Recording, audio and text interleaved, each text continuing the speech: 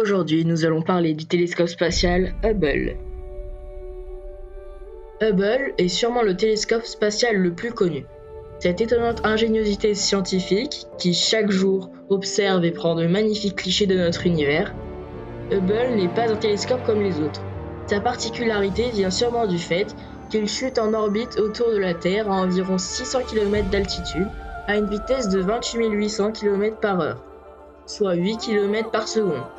C'est grâce à cet élément, paraissant insignifiant, que naissent toutes les images qu'il a su nous rapporter et que commence sa fabuleuse histoire.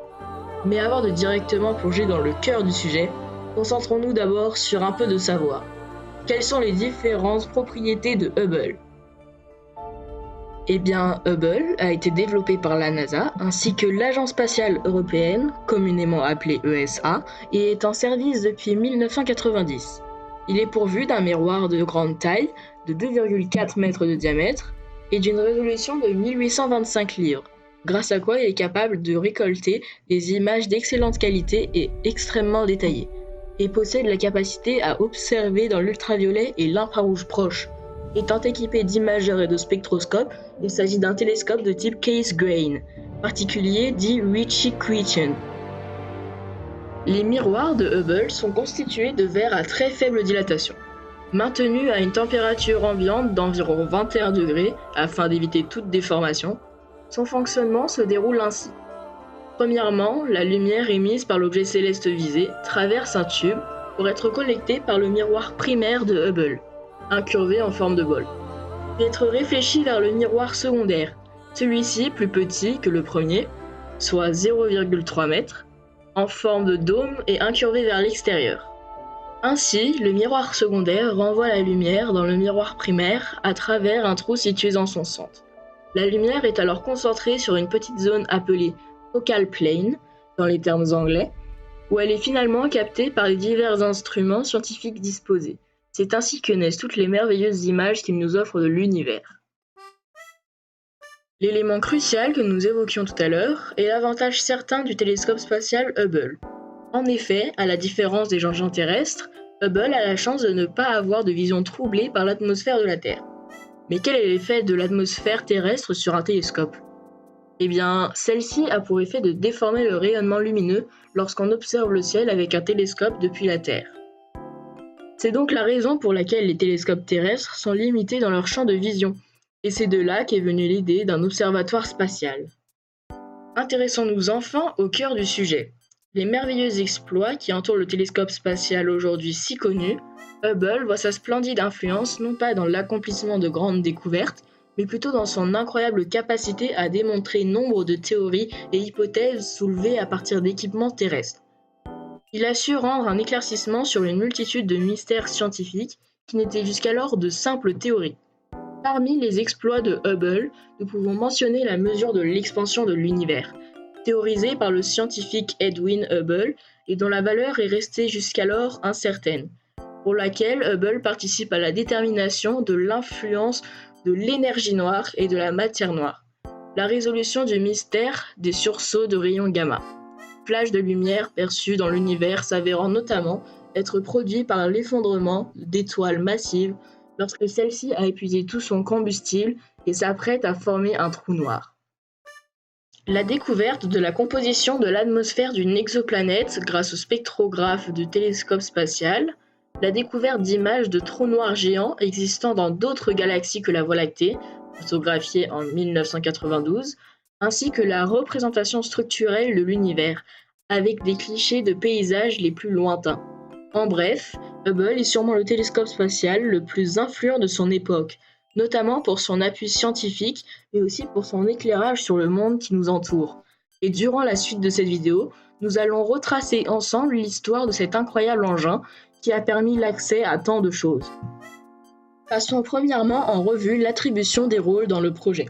Le Marshall Space Flight Center de Huntsville, en Alabama, est désigné comme centre principal de la NASA pour la conception, le développement et la construction de Hubble, tandis que les opérations scientifiques de Hubble sont dirigées par le Space Telescope Science Institute, traduit par Institut des sciences du télescope, situé à Baltimore, La conception du matériel scientifique ainsi que le contrôle au sol de l'observatoire spatial sont dirigés par le Goddard Space Flight Center appartenant à la NASA à Greenbelt dans le Maryland.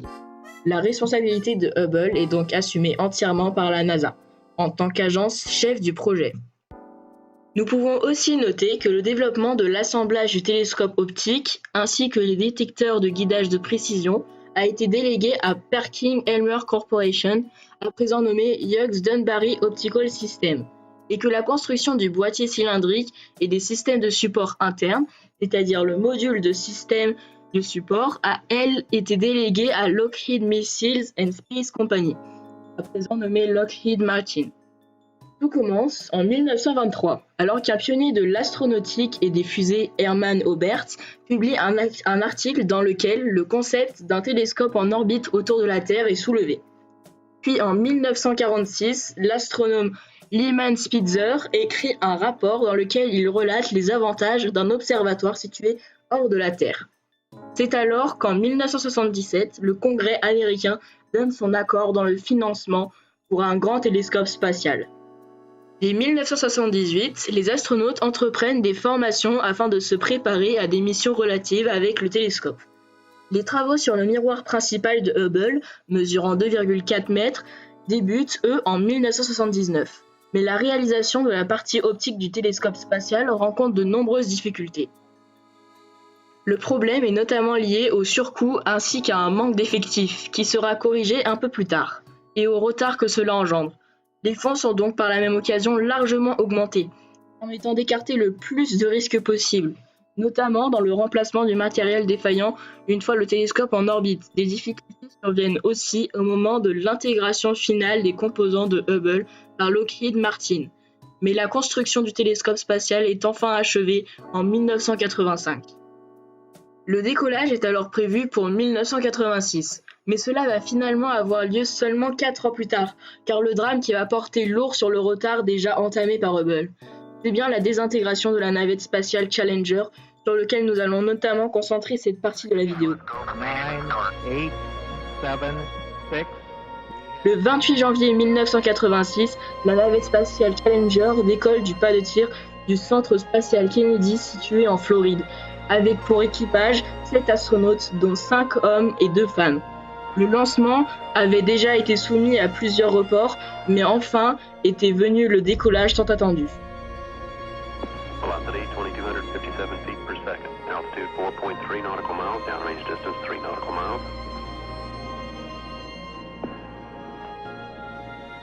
73 secondes s'écoulent normalement, avant qu'à 14 000 mètres d'altitude survienne le fameux incident qui mènera à la désintégration de Challenger.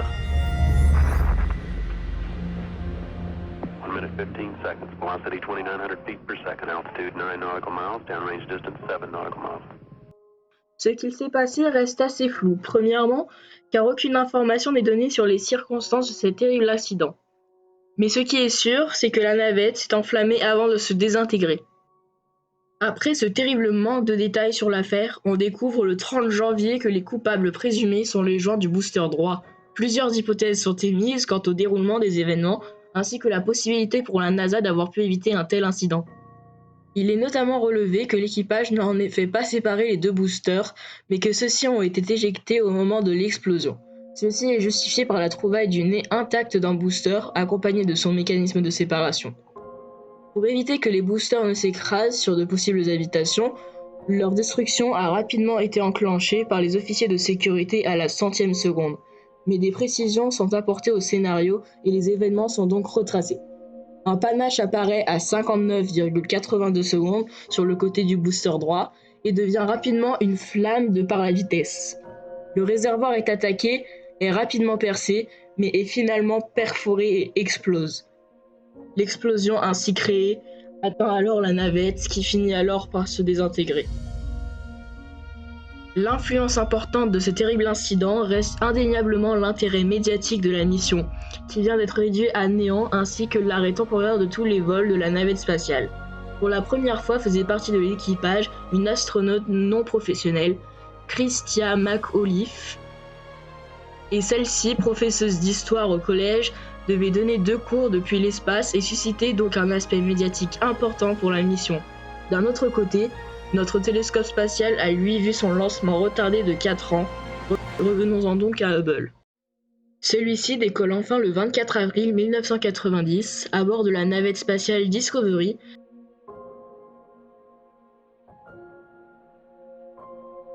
et est déployé le lendemain dans l'espace avec l'aide de l'astronaute et l'astronome Stephen Hawley, qui utilise les bras télécommandés afin de sortir Hubble de la soute cargo. Mais des problèmes, dans un premier temps semblant mineurs, apparaissent dans les jours suivants, ce qui a pour effet de tempérer l'euphorie développée par la réussite apparente du projet de tous les participants. Par exemple, les senseurs phares du télescope, censés lui permettre de rester positionné sur une même partie du ciel afin de l'observer aisément, ne parviennent pas à effectuer le verrouillage sur la zone visée. Les problèmes survenus sont progressivement traités et maîtrisés, mais les scientifiques et ingénieurs ne sont pas au bout de leur surprise, car dès les premières images réalisées le 25 juin, il apparaît que le miroir principal de Hubble est victime d'une aberration sphérique. Une aberration sphérique peut être définie ainsi. Il s'agit de l'impossibilité d'obtenir une image nette sur les bords ou au centre parce que les rayons lumineux qui passent par les bords d'une lentille ne convergent pas sur le même plan que les rayons passant par le centre. Tout d'abord, on ne comprend pas, les images sont floues. Puis on se rend rapidement compte de l'origine du problème, mais on ne sait pas encore quel miroir est touché. Ainsi, Hubble ne parvient pas à donner de meilleures images que celles fournies par les télescopes terrestres. Personne ne comprend comment ce genre d'erreur a-t-elle été laissé passer. Pour un objet aussi coûteux et particulièrement long, cet incident vient donner encore plus de poids à la balance en écho avec la destruction de Challenger. Une commission d'enquête est alors mise en place le 2 juillet 1990 afin de connaître les causes exactes du problème et pourquoi cela n'a pas été détecté avant le lancement. Il est donc rapidement identifié que le miroir primaire est trop plat à sa périphérie, c'est-à-dire pas assez incurvé, de 2 microns. Il est découvert que l'origine de cette erreur provient d'un mauvais étalonnage, c'est-à-dire de toutes les actions de vérification, calibrage et ajustage du miroir, de l'instrument de vérification de courbure utilisé par Perkin-Elmer, entreprise américaine spécialisée dans la fabrication de matériel de mesure scientifique pour contrôler le polissage. Pourtant, l'anomalie de courbure fut détectée durant les tests finaux effectués avec d'autres instruments de contrôle, mais il fut considéré que cela était dû aux instruments de mesure utilisés et non au miroir en lui-même. Une partie de l'équipe craint tout d'abord que la NASA ainsi que le Congrès refusent de corriger l'aberration sphérique et par conséquent mettre fin au projet de Hubble. Mais la NASA finit par décider de tenter tout de même de restaurer les facultés de Hubble, et ce dans le cadre de la toute première mission de maintenance assurée en 1993 par la navette spatiale Endeavour. Pour cela, la NASA développe alors un dispositif correcteur du nom de COSTAR, Corrective Optic Space Telescope Axial Replacement, ce qui présente la même anomalie que le miroir primaire mais inversé, et cela parce que le défaut de courbure de celui-ci est homogène. Celui-ci devra remplacer un des 5 instruments de Hubble, le HSP, High Speed Photometer. COSTAR était pourvu de petits miroirs sur des bras robotiques qui avaient pour objectif de corriger les faisceaux lumineux pénétrant dans les instruments scientifiques originaux de Hubble. Plus tard, COSTAR prendra de son utilité car les nouveaux instruments qui seront ajoutés seront conçus pour rendre compte de l'erreur. Ceci est d'ailleurs déjà exploité en 1993 avec la Wide Field and Planetary Camera, caméra à champ large et planétaire, qui fut remplacée par la Wide Field and Planetary Camera 2, qui contenait ses propres optiques correctives. COSTAR fut alors finalement retiré par les astronautes en 2009. Lors de la mission STS-125, qui sera alors la dernière mission de maintenance pour Hubble, ceci pour une raison bien simple, l'accident tout récent de la navette spatiale Columbia, le 1er février 2003. Cette tragique histoire, que nous aurons peut-être l'occasion de vous raconter en détail dans un prochain épisode, causa la mort de l'entièreté de l'équipage composé de 7 astronautes, 5 hommes et 2 femmes. Et ceci principalement par la faute d'un simple morceau de mousse isolante appartenant au réservoir externe qui se détacha pour venir endommager l'aile gauche de la navette. La différence quant à l'accident de la navette spatiale Challenger évoqué tout à l'heure est que le déroulement de celle-ci a eu lieu durant la rentrée atmosphérique et non au lancement de la fusée. Cet accident résonna comme un écho à celui de Challenger, et encore une fois, Hubble en fut touché. En effet, après ce terrible événement, et dans le futur des vols de la navette spatiale, son utilisation sera fortement remise en question. Tout d'abord, les prochains vols de la navette spatiale furent suspendus jusqu'à ce que les résultats de l'enquête soient rendus. Le prochain vol prévu était celui de la navette Atlantis, dont le lancement avait été programmé pour le 1er mars. Les résultats présentaient plusieurs carences, auxquelles il était évident qu'il fallait remédier, car il était question de la vie des futurs astronautes qui voyageraient à bord de navettes spatiales. En outre, est par exemple dénoncé le système actuel de parachute qui devrait, au profit d'un dispositif automatique, perdre sa seule fonctionnalité manuelle. Le président américain George Walker Bush annonce malgré tout, en 2004, que le retour des navettes spatiales est prévu le plus vite possible avec les améliorations nécessaires suite à l'accident de Columbia, afin de consacrer leurs dernières années d'utilisation au profit de la construction de la Station spatiale internationale, suite à quoi elles prendront leur retraite dans les années 2010. Ça y est, le compte à rebours a commencé. Il ne reste que quelques années avant que les navettes spatiales soient retirées, après 30 années de service du projet spatial américain. Après 2 longues années d'attente, le retour des vols de la navette spatiale a enfin eu lieu, et ceci le 26 juillet 2005, avec le lancement de la navette Discovery. Mais ce n'est pas un glorieux retour qui se déroule, car des événements qui auraient pu lourdement affecter la navette et son équipage vont avoir lieu. En effet, comme pour l'accident de Columbia, un morceau de mousse isolante s'est détaché du réservoir externe. D'après les dimensions de ce morceau de mousse, grâce à l'analyse des images prises par les caméras embarquées sur Discovery, celui-ci était à peine plus petit que le morceau qui s'était détaché du réservoir externe de Columbia. On découvrira même, grâce à des photographies du réservoir externe de Discovery après son détachement de la navette, durant sa retombée atmosphérique, que 2 autres morceaux sont parvenus à se détacher. Il apparaît de même que 2 tuiles thermiques de la navette sont endommagées. Malgré tous les efforts de la NASA pour limiter un maximum le risque de détachement de la mousse isolante, le drame a quand même eu lieu. Bien heureusement, Discovery ne fut pas gravement endommagé et son équipage s'en sortit tout aussi bien. Tout de même, 2 ans et demi après la tragédie de Columbia, le grave problème des débris de mousse isolante se détachant du réservoir externe lors du décollage n'est toujours pas résolu et met à chaque nouveau vol la vie des astronautes en jeu. À nouveau, tous les vols de navettes sont suspendus, mais cette fois jusqu'à ce que le problème soit entièrement résolu. Ainsi, c'est tout le programme d'exploration spatiale habitée de la NASA, lancé par George Bush en 2004, qui se retrouve touché. Il est possible que l'arrêt des navettes spatiales se produise plus tôt que prévu, car personne ne sait encore si un jour, l'une d'entre elles pourra reprendre son envol. En effet, le Congrès n'autorisera peut-être pas, avec les récents événements semblant se répéter, la mise en danger des astronautes, leur retour. Celui-ci étant le pilier fondamental du programme d'exploration spatiale nommé Vision for Space Exploration. On peut facilement comprendre dans quel état se trouvait à ce moment le prestige de l'agence spatiale américaine. Mais l'étendue du problème ne s'arrête pas là. C'est aussi la Station spatiale internationale, construite grâce à l'utilisation des navettes spatiales qui est touchée.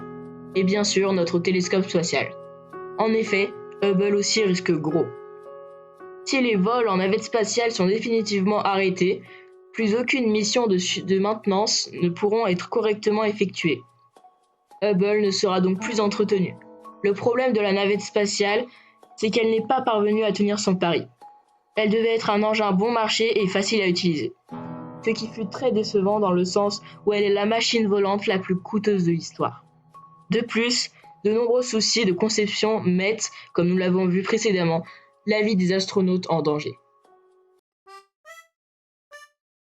C'est Discovery, à nouveau, qui relance les vols de navettes spatiales le 4 juillet 2006 dans le cadre de la mission STS-121, dont le principal objectif est de rejoindre la Station spatiale internationale. Les prochaines missions de navettes spatiales vont ainsi se dérouler sans accroc. Après tout ce temps de révision du programme, la dernière mission de maintenance de Hubble, intitulée STS-125, Initialement prévu pour 2004, mais brutalement reporté puis annulé après la perte de la navette Columbia. Puis finalement approuvé par la NASA en vue du succès du retour des navettes et d'une réévaluation des risques de celles-ci, et se déroula du 11 mai au 24 mai 2009. Pour cette ultime mission de maintenance, le programme fut lourdement chargé. Il était évident que plus jamais, après celle-ci, on ne pourrait entretenir Hubble. Le rêve du télescope spatial, poursuivi par le rêve commun de toujours aller plus loin, commençait à atteindre sa dernière marche. En effet, Hubble fut originalement programmé pour une durée de vie d'environ 15 ans, largement dépassée en 2009. La mission de maintenance devait ainsi comporter tout le nécessaire pour continuer à faire vivre Hubble. Avançons quelques instants dans le temps, car il faut ajouter l'arrivée du fameux télescope spatial James Webb, le successeur de Hubble, initialement prévu pour 2018, puis finalement reporté pour le printemps 2021. Ainsi, si Hubble ne rencontre aucun obstacle lors des années succédant à la dernière mission de maintenance, sa mission pourrait encore durer une dizaine d'années. Lors de la dernière mission de maintenance assurée par la navette Atlantis, fut remplacée la Wide Field Planetary Camera 2 en faveur de la Wide Field Camera 3. Puis fut rajouté le Cosmic Origin Spectrograph. L'instrument de correction optique COSTAR fut également retiré, comme nous l'avons vu précédemment. Les navettes spatiales prirent finalement leur retraite bien méritée peu après la dernière mission de maintenance de Hubble, chacune leur tour. Jusqu'à ce qu'atterrisse le 21 juillet 2011 pour la dernière fois Atlantis. Dernière navette encore en fonctionnement, bouclant ainsi 30 années de service pour toutes les navettes. Mais le rêve Hubble n'est pas terminé. Il est le fruit de moultes efforts, réunissant les agences américaines et européennes. Il témoigne de cette envie d'en savoir toujours plus sur ce qui nous entoure. Encore aujourd'hui, il fait le tour de la planète dans le seul but d'aller toujours plus loin. Il devrait enfin prendre sa retraite le 30 juin 2021, pour céder sa place à celui qui le remplacera, le télescope spatial James Webb. Mais pour le moment, Hubble ne cesse pas de nous étonner. Que ce soit dans les découvertes et l'appui scientifique prodigieux qu'il nous a offert, dans tous les moments où nous sommes parvenus à surmonter ensemble les obstacles que l'univers nous dressait sur notre chemin, ou bien même quand l'espoir semblait impossible, c'est l'union de l'ingéniosité humaine qui a fait vivre Hubble. Il représente l'œuvre de ce qui est l'homme le plus beau, l'espoir et l'évolution. C'est ainsi que s'achève le premier épisode des Merveilles du Cosmos, en espérant que cela vous aura appris des choses et que cela vous aura plu. Si nous recevons de nombreuses demandes, nous pourrions prévoir un épisode consacré au télescope spatial James Webb dans le futur. Alors n'hésitez pas à donner votre avis en commentaire, à liker, à partager la vidéo et à vous abonner en activant la cloche de notification afin de rester au courant de toutes les actualités de notre chaîne. Vous pouvez aussi rejoindre le serveur Discord d'Astralands, le lien est en description. Merci d'avoir suivi la vidéo. Nous vous retrouvons en novembre pour le prochain épisode des Merveilles du Cosmos. Sur ce, bonne journée et faites de beaux rêves.